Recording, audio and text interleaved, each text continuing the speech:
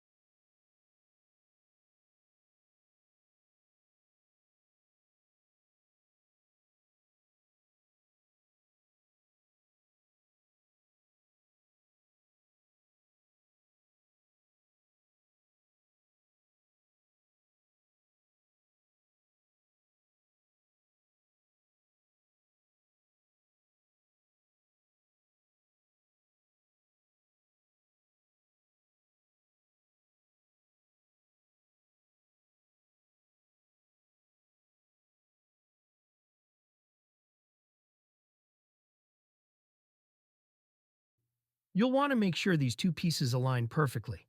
The hub is the center part that connects to the transmission, while the disc plate is what makes contact with the flywheel. I carefully align both pieces and ensure the spring-loaded center is in position. This ensures the clutch will operate smoothly and efficiently once it's installed.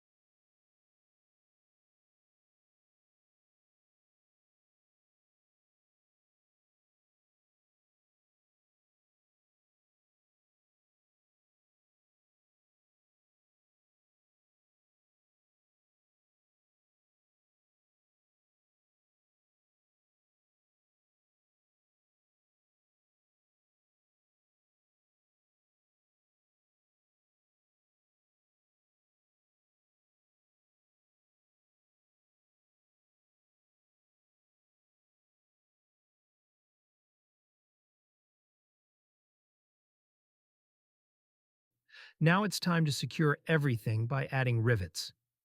These rivets will hold the hub, the springs, and the disc plate together, ensuring they stay in place under pressure. Make sure to install the rivets evenly around the entire disc to maintain balance. I'll be checking each one to make sure they're securely set.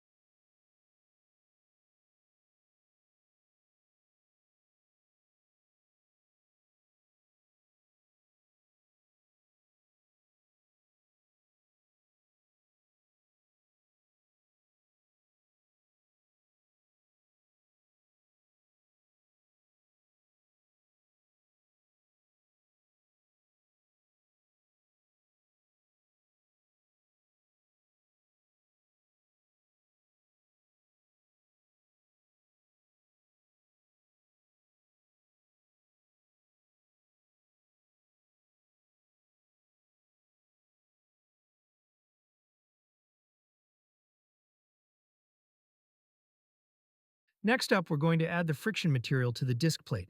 This is one of the most important steps, as the friction material determines how the clutch will perform when engaged.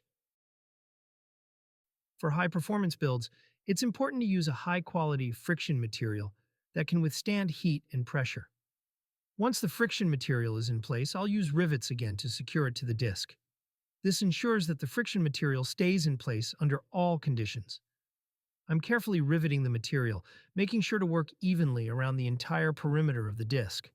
It's really important to make sure the rivets are evenly spaced and tightly secured, as this will ensure the clutch disc performs flawlessly under pressure. Now that the friction material is riveted in place, it's time for a final inspection. I'll check everything one last time to ensure the rivets are secure, the springs are seated correctly, and the friction material is firmly attached. I also want to make sure the disc is balanced and that there are no loose components. This step is crucial before moving on to the next phase of installation into the vehicle. If everything looks good, this clutch disc is ready for action. And that's how I build a performance clutch disc from start to finish.